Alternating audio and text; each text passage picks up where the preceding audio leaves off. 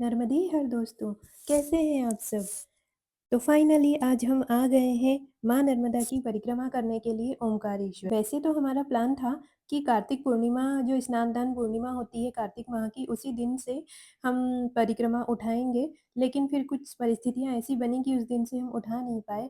तो अब कल से हम फाइनली परिक्रमा उठाएँगे और आज हम दर्शन करेंगे। तो अभी हम जा रहे हैं भगवान ओमकारेश्वर के दर्शन के लिए, उसके बाद हम मांधाता पर्वत की परिक्रमा करेंगे, उसके बाद आने के बाद ममलेश्वर के दर्शन करेंगे, उसके बाद हमारे कुछ पर्सनल काम हैं हम वो करेंगे और उसके बाद कल सुबह सूर्योदय के समय से हम परिक्रमा उठाएँगे और नदी के किनारे पैदल-पैदल जंगल के रास्ते से चलेंगे। जहाँ तक हो सकेगा माँ के किनारे से ही परिक्रमा करने का प्लान है, बाकी तो आगे माँ जैसे करवाएँगी और जैसी परिस्थितियों में रखेंगी सब कुछ स्वीकार है, हम अपने से पहले से हम कुछ भी नहीं सोच रहे हैं। तो आइए सूर्य नारायण के दर्शन करते हैं, बहुत अच्छे जय हो सूर्य देवता की जय।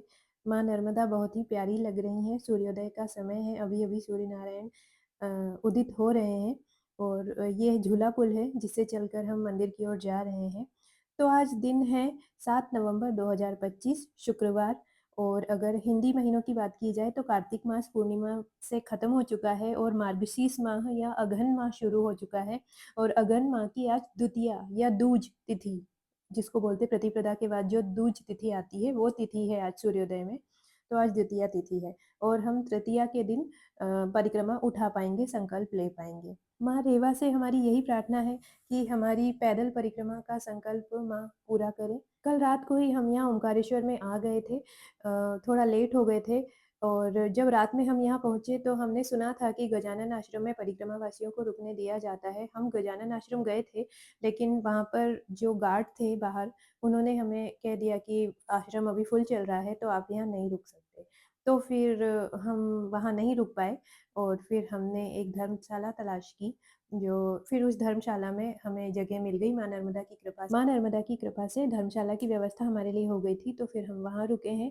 उसके बाद हमारा प्लान था कि आज ही के दिन हम दोनों मंदिर के दर्शन करके और मांधाता पर्वत की परिक्रमा करके निकल जाएँगे। लेकिन हमें मार्केट से कुछ सामान भी परिक्रमा के लिए परचेज़ करना है, जो हमारे पास नहीं है। तो हमें लगता है कि हमें टाइम लग जाएगा और हम कल सुबह ही निकल पाएँगे। ओंकारेश्वर में कार्तिक महीने की एकादशी से लेकर कार्तिक पूर्णिमा तक पंचकोशी यात्रा चलती है, जिसके कारण बहुत ज़्यादा भीड़ आश्रमों में होती है और जगह भी नहीं मिल पाती है, आश्रम खाली नहीं होते हैं। इसलिए हमने 1-2 दिन लेट ये यात्रा शुरू की है। बोलो नर्मदा मैया की जय।